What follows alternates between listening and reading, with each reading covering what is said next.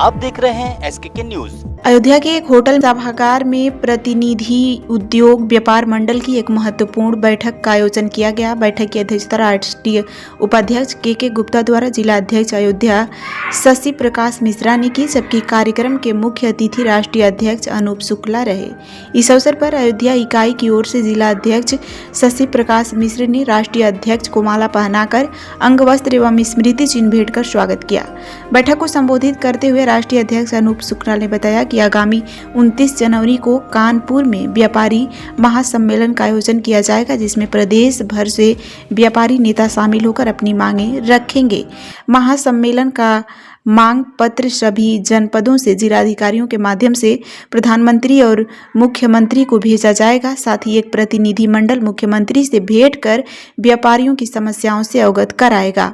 राष्ट्रीय महासचिव सज्जन लाल गुप्ता एवं राष्ट्रीय उपाध्यक्ष के गुप्ता ने अधिक से अधिक व्यापारियों से कानपुर महासम्मेलन में पहुंचने का आह्वान किया।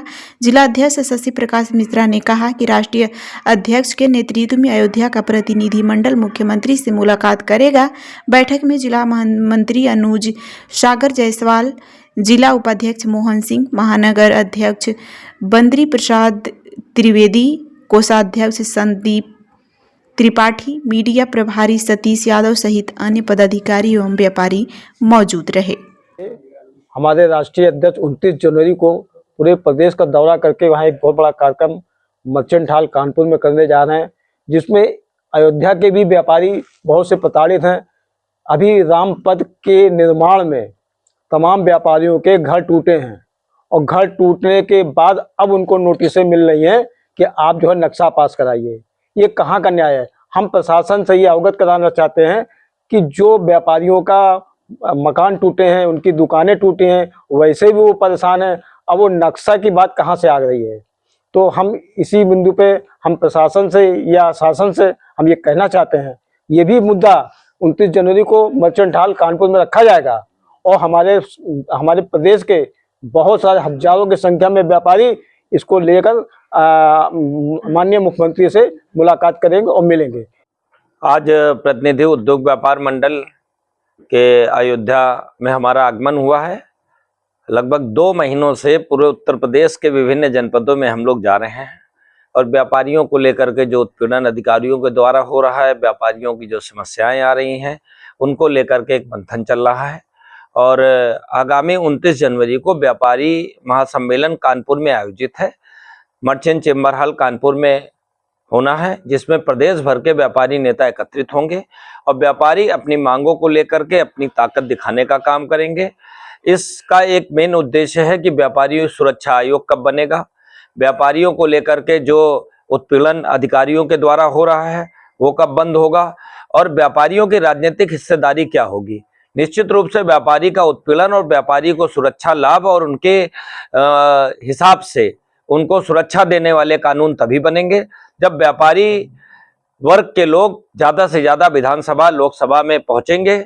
और आपके माध्यम से भी कहना चाहते हैं कि कुछ तथाकथित अधिकारी जो हैं वो व्यापारियों का नुकसान कर रहे हैं, उनका शोषण कर रहे हैं।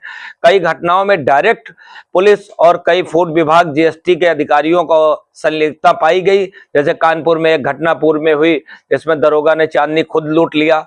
ऐसे बहुत सारे घटनाएं और ये फूड विभाग वाले GST वाले भी लोग बहुत परेशान करने का काम कर रहे हैं। ये तथाकथित अधिकारी व्यापारियों का तो नुकसान कर ही रहे हैं, साथ में उत्तर प्रदेश सरकार के मुख्यमंत्री जी की भी छवि धूमिल करने का काम कर रहे हैं।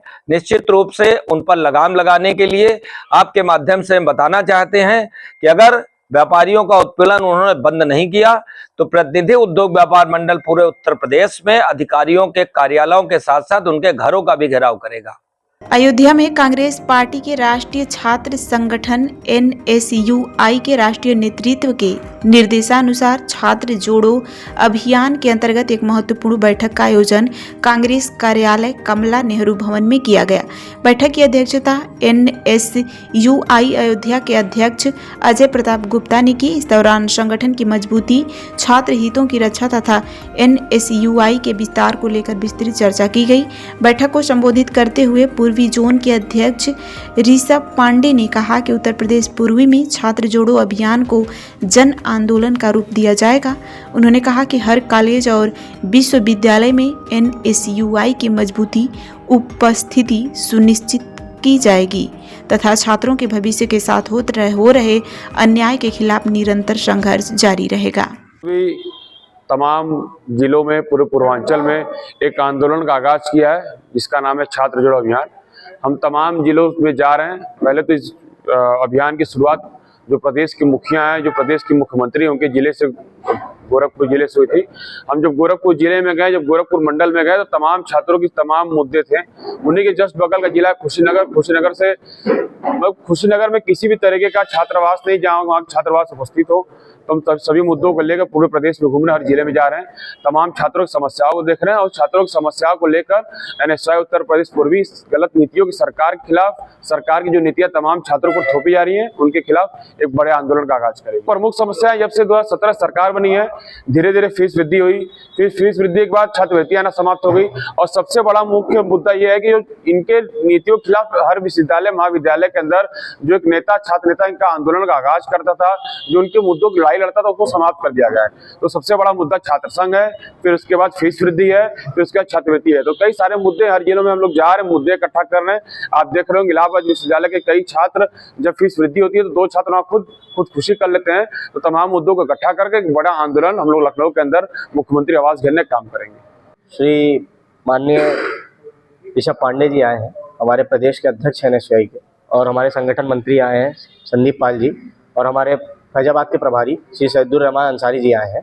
छात्र जोड़ो अभियान 1 महीना पहले इसकी मुहिम चलाई गई थी, जिसमें NSUI के जितने भी छात्र हैं पूरे प्रदेश में उनको एकजुट किया जा रहा है। तो हर शहर में जा जाके, हर जिलों में जा जाके ये सब भाई लोग हमारे सब संगठन बना रहे हैं, इसको संगठन को मजबूती दे रहे हैं। आज उसी के दौरान आज ये अपने ज़िले अयोध्या में भी आए हैं इसको आगे बढ़ाने के लिए। हमारी टीम पूरी बनी हुई है, 11 मेंबर की हमारी टीम है, वो पूरे जोर शोर से काम कर रहे हैं। कहना तो ये चाहेंगे कि हमारे अयोध्या ज़िले में कहीं अब चुनाव नहीं होता।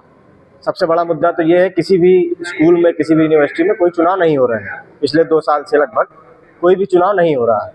उसी के लिए मुहिम चल रही है कि छात्रों की परेशानी कोई समझ नहीं रहा है। मुद्दा ये है, छात्र अपनी परेशानी किसे बताएं। इसी वजह से छात्र जोड़ो अभियान चालू किया गया। जय प्रताप गुप्ता। अयोध्या में उत्तर प्रदेश विधानसभा अध्यक्ष सतीश महाना के आगमन पर पीठासीन अधिकारियों द्वारा भव्य स्वागत किया गया। वे लखनऊ में आयोजित अखिल भारतीय पीठासीन अधिकारी सम्मेलन में भाग लेने के उपरांत अयोध्या पहुंचे। अयोध्या के रुदौली क्षेत्र में विधायक रामचंद्र यादव के नेतृत्व में बुलडोजर से पुष्प वर्षा कर उनका भव्य स्वागत किया गया। वहीं टेढ़ी बाजार चौराहे पर विधायक वेद प्रकाश गुप्ता के नेतृत्व में शंखनाद और जय श्री राम के नारे के साथ उनका भव्य अभिनंदन किया गया। राम जन्मभूमि परिसर में सभी अतिथियों को अंग वस्त्र भेंट कर सम्मानित किया गया।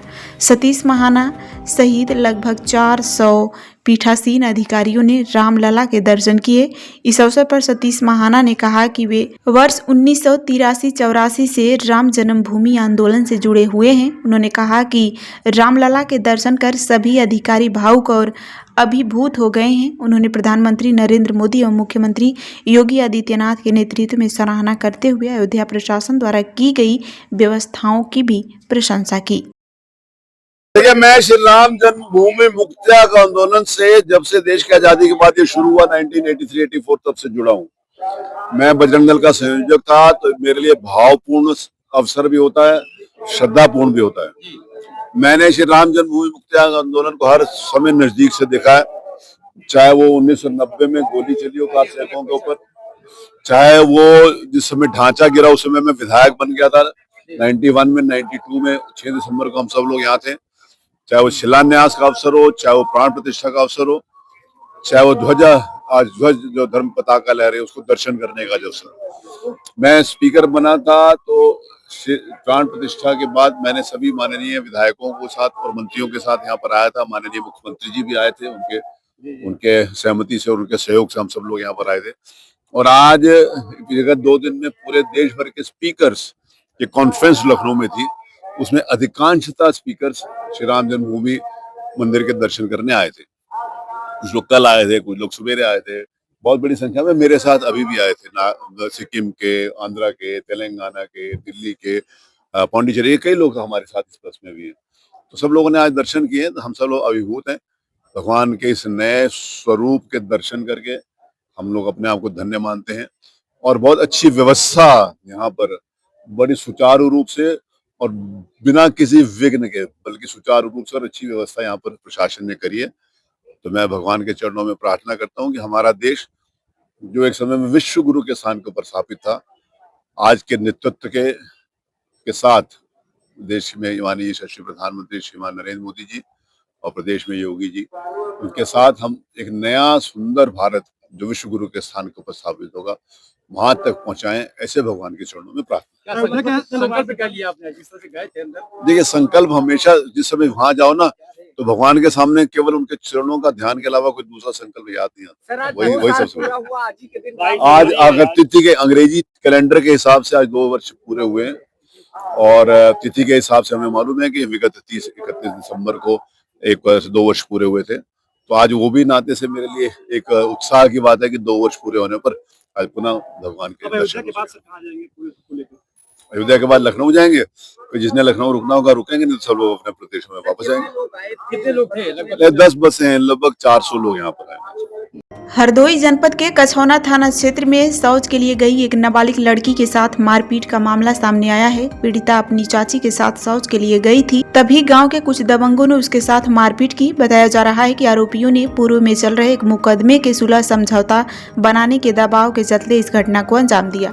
घटना के दौरान शोर मचाने पर मौके पर पहुंचे स्थानीय लोगों ने नाबालिग लड़की को बचाया, जिसके बाद पीड़ित ने पूरे मामले की शिकायत हरदोई पुलिस अधीक्षक से की। मामले को गंभीरता से लेते हुए एसपी ने जांच के निर्देश देते हुए दोषियों के खिलाफ सख्त कार्रवाई का आश्वासन दिया है। पुलिस मामले की जांच कर रही है। क्या घटना घटी थी आपके साथ, बताएं। सर, मैं शाम को लेटरिन गई थी, हम और हमारी चाची और तो उधर के अंशुल और आशीष आए थे और मेरा मुंह दबा कर घसीटे अपने घर ले गए। मुझको मार देते, मेरी चाची नहीं होते तो मुझको मार देते। कल गुहार किया मेरी चाची ने, तभी सब छुड़ाने के लिए आ गए थे और मैं अधिकारी के पास गई थी, शिकायत करी है।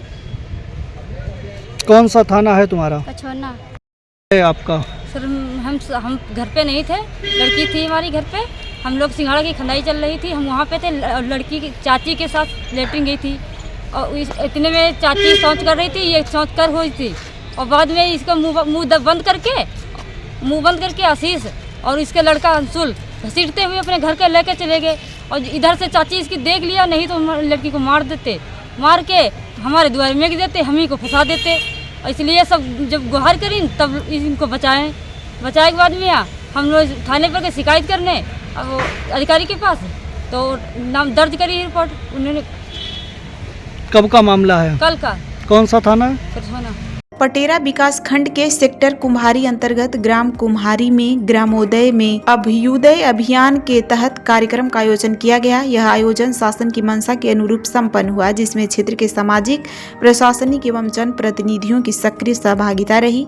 कार्यक्रम का शुभारंभ स्वामी विवेकानंद के चित्र के समक्ष दीप प्रज्वलित एवं माल्यार्पण के साथ किया गया। इसके पश्चात अतिथियों का परिचय एवं स्वागत हुआ। कार्यक्रम में केशव मिलन समग्र कल्याण समिति के अध्यक्ष श्री राम सागर तिवारी अपनी टीम के साथ उपस्थित रहे। साथ ही ग्राम विकास प्रफुटन समिति एवं चयनित सक्रिय समितियों के सदस्य भी कार्यक्रम में शामिल हुए। इस अवसर पर विगत 2 वर्षों से शासन द्वारा किए गए विकास कार्यों का प्रतिवेदन प्रस्तुत किया गया। आम जन तक शासकीय योजना का लाभ पहुंचाने के उद्देश्य से संकल्प के समाधान योजना के अंतर्गत हितग्राहियों के आवेदन पत्र के लिए भी किए गए।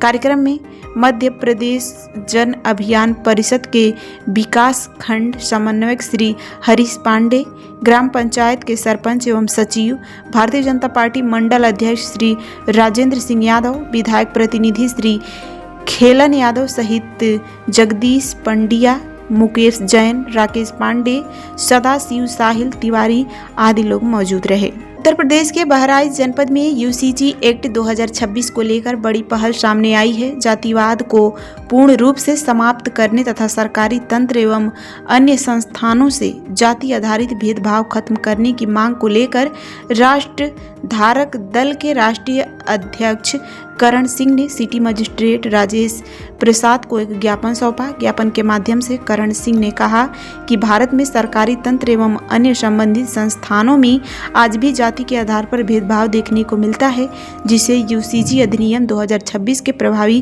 क्रियान्वयन से पूरी तरह समाप्त किया जाना आवश्यक है। उन्होंने मांग किया कि सरकार द्वारा नागरिकों को जाति प्रमाण पत्र जारी करने की प्रक्रिया को बंद किया जाए, ताकि समाज से जातिगत भेदभाव की जड़ को खत्म किया जा सके।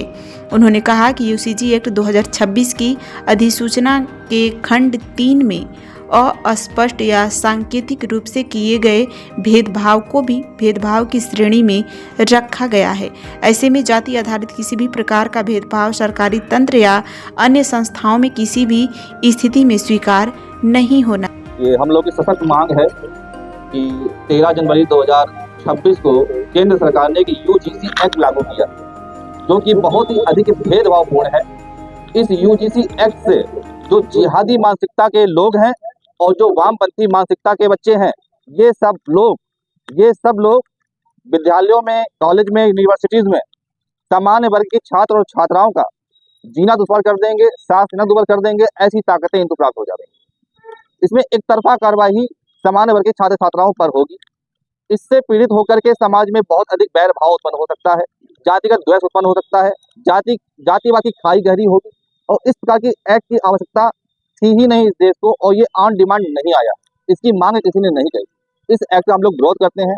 इस एक्ट से जातिवाद को समाप्त किया जाए, साथ ही पूरे देश से जातिवाद को सरकार समाप्त करे और जाति के आधार पर प्रमाण पत्र बांटना सरकार बंद करे, ये हम लोग की मांग है। और ये जो यूजीसी एक्ट लागू किया जा रहा है, ये भारत के संविधान की धारा 14, 15, 16 और 19 का वायलेशन है।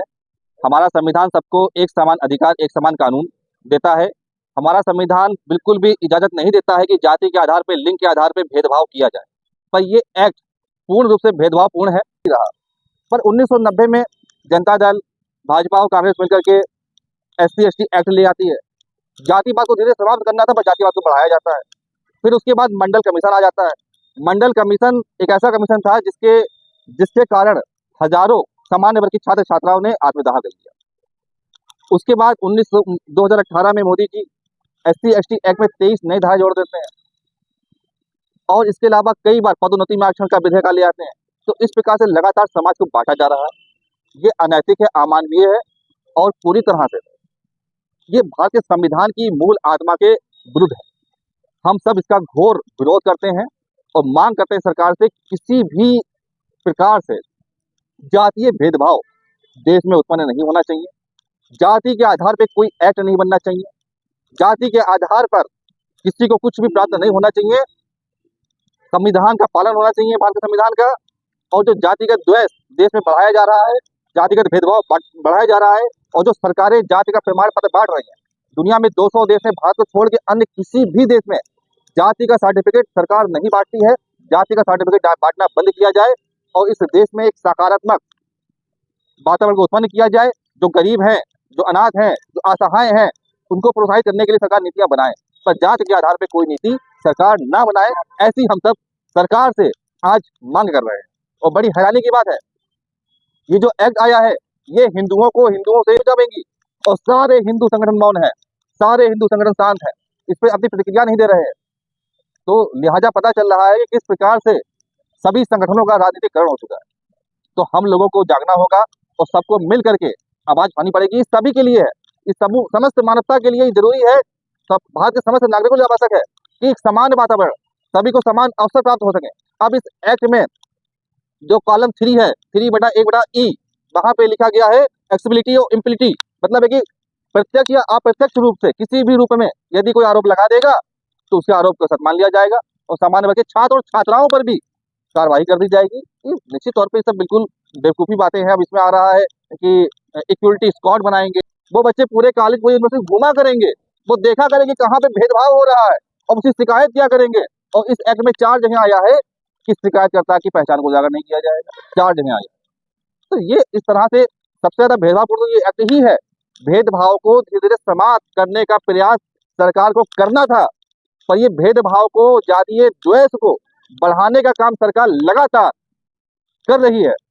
ये हम में से किसी को भी मंजूर नहीं है और ये बहुत बड़ा इस पे आंदोलन अनशन होना ही चाहिए। यदि आप सब लोग तैयार हो तो इसके लिए एक बहुत बड़ा आंदोलन और अनशन भी किया जाएगा और इसके लिए हम सब एक है। समान अवसर हम नहीं चाहते हैं कि SC ST OBC या जनरल किसी में कोई भेदभाव उत्पन्न हो। हम तो सबको एक नजर से देखते हैं। हम चाहते हैं सब एक साथ चले, एक साथ मिल करके चले, देश की उन्नति हो, देश की तरक्की हो। पर ये भेदभावपूर्ण वातावरण जो उत्पन्न किया जा रहा है ये हमको आपस में लड़वाने के लिए किया जा रहा है। और हम एक बार सभी लोग मिल करके इस बात को कहेंगे, जातिगत भेदभाव खत्म हो, जातिगत भेदभाव खत्म हो, जातीय व्यवस्थाएं खत्म हो, जाति का प्रमाण पत्र सरकार बांटना बंद करे, जाति का प्रमाण पत्र सरकार बांटना बंद करे, UGC एक्ट बंद हो। ये UGC जो एक्ट आया है ये समाज को, सवर्ण समाज को भी बांटने का काम कर रहा है। समाज तो पहले से बांटा जा रहा था, समाज को तो पहले से बांटा जा रहा था, अब इस बार सवर्ण समाज को ही बांटने का काम हो रहा है। इसलिए सरकार से ये अनुरोध है कि इस व्यवस्था को बदला जाए और जातिगत जो विषमता है इसको दूर करने के लिए आरक्षण की जो व्यवस्था है इसको हटाने की आवश्यकता है और बिना इसके हटाए समाज की व्यवस्था दूर नहीं होगी। जय हिंद, जय भारत।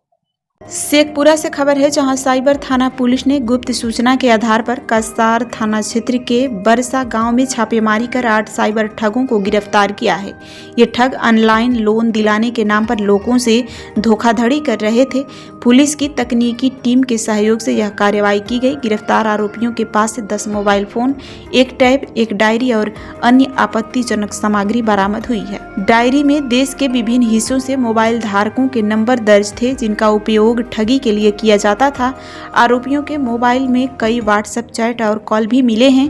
साइबर थाना अध्यक्ष एवं DSP ज्योति कुमारी ने बताया कि गिरफ्तार किए गए ठगों में सोनू पासवान, धर्मेंद्र पासवान, हरीश पासवान उर्फ ओम प्रकाश पासवान और यशपाल पासवान शामिल हैं। इनके साथ 4 किशोर भी पकड़े गए हैं। वे सभी फर्जी फेसबुक पेज, ईमेल ID और व्हाट्सएप चैट के माध्यम से प्रधानमंत्री मुद्रा योजना और अन्य लोन योजनाओं का झांसा देकर लोगों को ठगते थे।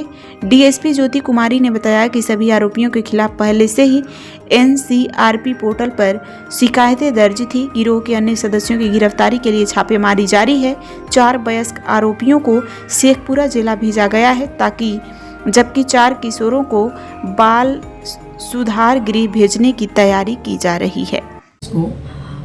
करीब 8:30 बजे रात में हम लोगों को सूचना मिली कि कसार थाना में वर्षा गांव के मतलब वहाँ पे पश्चिम टोला मुसहरी पोखर के पास में कुछ लोग इकट्ठा होकर साइबर फ्रॉड का काम कर रहे हैं। तो सूचना के लिए आवश्यक कार्रवाई करने हेतु हम लोग एक टीम का गठन किए जिसमें मैं थी और थाने के ऑफिसर थे और अड़ीरी थाना, कुसुम्भा थाना, इन लोगों को रास्ते में इकट्ठा किया गया और वहाँ पे हम लोग पहुँचे। तो वहाँ पे हम लोग देखे कि उस गली में वहाँ पे कुछ लोग बैठ के जो है उनके पास टैबलेट था, मोबाइल था और जब पुलिस बल को वो लोग देखे तो वो लोग भागने लगे। तो जब भागने लगे तो उन लोगों को संदिग्ध, हम लोग समझे कि वो लोग संदिग्ध है। फिर उनको पकड़ लिया गया, तो उनसे पूछताछ किया गया। तो पूछताछ करने पे वो लोग घबराने लगे और फिर उनका मोबाइल चेक किया गया तो उसमें साइबर से संबंधित व्हाट्सएप चैट में बहुत कुछ था, जैसे कि ये लोग प्रधानमंत्री मुद्रा योजना के तहत फर्जी लोन दिलाने के नाम पे लोगों के साथ ठगी करते हैं और इसके लिए फेसबुक पे भी ऐड पेज बना के फेसबुक पे डालते हैं और उसके थ्रू लोग इनसे कांटेक्ट करते हैं और उन लोगों के साथ ये लोग डील करते हैं। तो इसी आधार पे गिरफ्तारी हुई है। कितना लोग गिरफ्तारी 4 लोगों की हुई है और 4 जो है वो विधि विरुद्ध बालक है जिनको निरुद्ध किया गया है। जो 4 लोगों की गिरफ्तारी कहाँ के रहने वाले, क्या नाम है उनका? जो 4 लोगों की गिरफ्तारी हुई है उसमें एक है सोनू कुमार, दूसरा है सत्येंद्र पासवान, तीसरा है हरीश पासवान और चौथा है यशपाल पासवान। ये लोग कहाँ के रहने वाले हैं? सभी रहने वाले हैं कसार थाना के। नकदी वगैरह क्या क्या बरामद हुआ है? 1 टैबलेट बरामद हुआ है और 10 मोबाइल बरामद हुआ है। खाता वगैरह कितना सीज हुआ है? खाता तो इनके पास सीज नहीं हुआ है अभी, लेकिन एक अकाउंट नंबर के बारे में बताया गया जिसपे ये साइबर के पैसे मंगवाते हैं, जिसका अनुसंधान के अंतर्गत उसमें जांच किया जाएगा। हरदोई में एसपी कार्यालय के गेट पर एक महिला ने पेट्रोल डालकर आत्महत्या का प्रयास किया, लेकिन ड्यूटी पर तैनात पुलिस कर्मियों की तत्परता और सूझबूझ से गंभीर हादसा टल गया। आत्मदाह का प्रयास करने वाली महिला मीरा फूल बेहटा की निवासी है। पुलिस के अनुसार महिला की जमीन पर दबंग भूमाफियाओं ने अवैध कब्जा कर रखा था। कब्जा मुक्त जमीन ना मिलने के कारण पीड़िता ने यह कदम उठाया।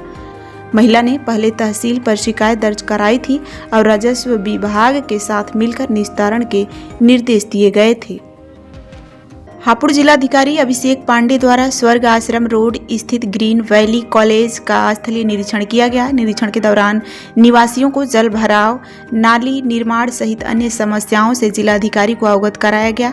जिलाधिकारी ने मौके पर मौजूद संबंधित अधिकारियों को निर्देशित किया एवं समस्त प्रकरण की गंभीरता से जांच कर आवश्यक कार्यवाही सुनिश्चित की ताकि लोगों को जल्द समाधान मिल सके।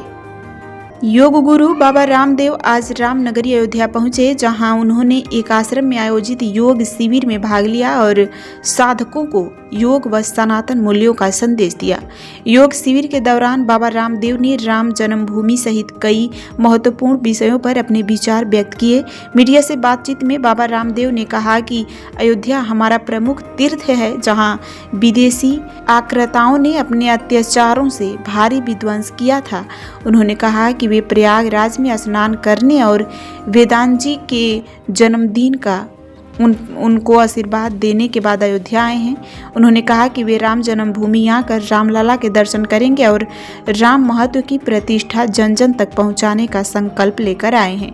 बाबा रामदेव ने कहा कि जब रामत्व, कृष्णत्व, हनुमंत्व व शिवत्व की प्रतिष्ठा समाज में होगी, तभी सनातन का गौरव जीवन और समाज में स्थापित होगा। सनातन राम और राम की मर्यादाएं हमारे जीवन में उतरें, इसी उद्देश्य से वे अयोध्या आए हैं। प्रयागराज से जुड़े विवाद पर प्रतिक्रिया देते हुए बाबा रामदेव ने कहा कि तीर्थ स्थलों पर किसी भी शंकराचार्य द्वारा विवाद नहीं होना चाहिए। शंकराचार्य को भगवान शंकर का रूप माना जाता है और साधु को विवाद व अहंकार से दूर रखना चाहिए। उन्होंने कहा कि ना तो स्नान को लेकर और ना ही पालकी को लेकर तीर्थों में विवाद होना चाहिए, क्योंकि इससे अपयश होता है और कृति को क्षति पहुंचती है। अयोध्या जी जो हमारा पावन धाम है, श्याम की पुण्य जन्मभूमि, हमारा महातीर्थ है, जिसको विदेशी आतताई आक्रांताओं ने अपने पापों से, अपनी क्रूरताओं, अत्याचारों से यहाँ बहुत विध्वंस मचाया था।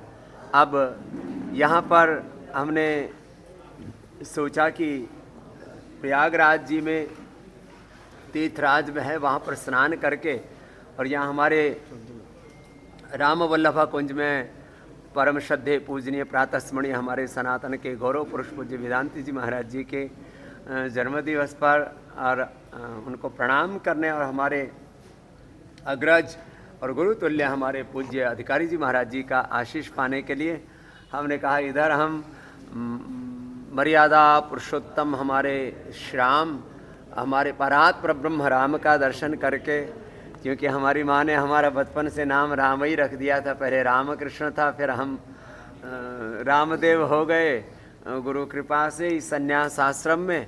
तो हम मर्यादा पुरुषोत्तम परात परब्रह्म श्री राम जी का दर्शन करने और रामत्व की प्रतिष्ठा जन जन में हो, इसके लिए आज हम रामलला जी का दर्शन करने आए। और जब रामत्व की, कृष्णत्व की, हनुमत्व की, शिवत्व की प्रतिष्ठा होगी, तब सनातन का गौरव अपने जीवन और जगत में प्रतिष्ठापित होगा। यह सनातन केवल शाब्दिक नहीं है, सनातन खाली शब्दों में और प्रवचनों में ही नहीं, सनातन हमारे जीवन में उतरे, राम हमारे जीवन में उतरे, राम की मर्यादाएं हमारे जीवन में उतरे। जैसे राम विग्रहवान धर्म है, ऐसे हम राम के विग्रहवान स्वरूप होकर के जीवन में विचरण करें। इस संकल्प के साथ हम यहाँ अयोध्या जी आए और हमारे परम श्रद्धेय पूजनीय वेदांती जी महाराज और पूजनीय श्रद्धेय हमारे अधिकारी जी महाराज जी का इस राम वल्लभ कुंज में हमने आशीष पाया, हमारा सौभाग्य। पहले तो तीर्थों में कम से कम सनातनियों के द्वारा, चाहे वो सनातनी भक्त हों, सनातनी सन्यासी हों, साधु संत महापुरुष आचार्य महामंडलेश्वर और जगत गुरु तमाम तरह के हमारे यहाँ पर उपाधियाँ हैं अपने अपने संप्रदाय परंपरा के अनुसार। शंकराचार्य जी आदि हमारे जगत गुरु भगवान के स्वरूप में हम उनको भगवान शंकर का और हमारे श्रद्धे पूजनीय शंकराचार्य जी भगवान जी का हम उनको विग्रहवान स्वरूप मानते हैं। तो किसी भी शंकराचार्य जी के द्वारा कोई विवाद ना हो ऐसी हम अपेक्षा करते हैं। और भैया अब जो साधु है वो विवाद किस बात का करेगा? कम से कम धर्म स्थान पर तीर्थ पर तो कोई साधु विवाद नहीं कर सकता। कहीं पाप अधर्म अन्याय हो रहा हो तो वहाँ साधु कहे कि हम परित्राणाय साधुनाम विनाशाय च दुष्कृताम करेंगे, लेकिन तीर्थ में किस बात का विवाद? ना कोई यहाँ पर भैया कोई स्नान का विवाद होना चाहिए, ना यहाँ पर कोई पालकी का विवाद होना चाहिए। और कोई साधु किस बात का जिस अहंकार करे? साधु तो बनता ही वो है जिसने अपने अभिमान को मिटा दिया। साधुता की पहली सीढ़ी है निरभिमानिता। इसलिए किसी भी प्रकार का कोई अहम या कोई दूसरा तत्व सामने नहीं रखना चाहिए। इससे अपयश होता, अपकीर्ति होती है। हमारे विरोधी तो दूसरे जो सिर तन से जुदा करने वाले ही बहुत हैं, जो गजवाए हिंद कायम करना चाहते हैं हिंदुस्तान में, जो अलग अलग प्रकार से कोई यहाँ पर ईसाईकरण कर रहा है, कोई मुल्क का देश का कोई इस्लामीकरण कर रहा है, कोई और अलग अलग प्रकार के उल्टे पुल्टे कामों में लगा हुआ है। तो सनातन के शत्रु बाहर ही बहुत, उन्हीं से हम लड़ लें आपस में।